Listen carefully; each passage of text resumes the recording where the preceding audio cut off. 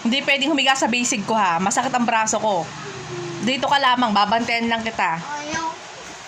Ay, hindi ka nga pwedeng dumai sa akin. Masakit nga ang braso ko, paga ang kamay ko, baka maipit mo. Masakit. Hindi. Magda... Dami daw lola eh. Ano? Ang sabi ng lula mo?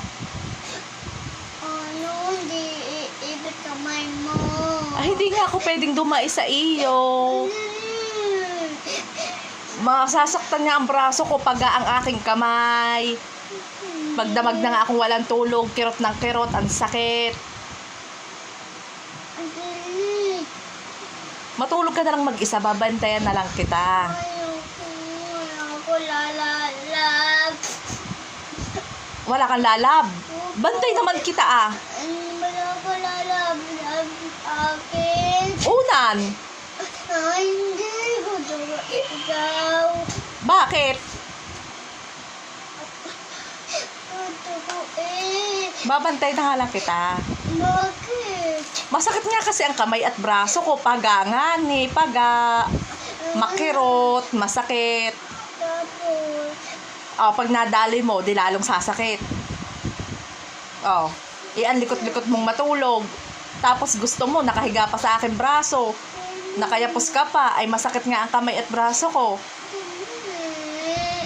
Mami. Ano? Ano? Babantay na nga lang kita. Ayoko.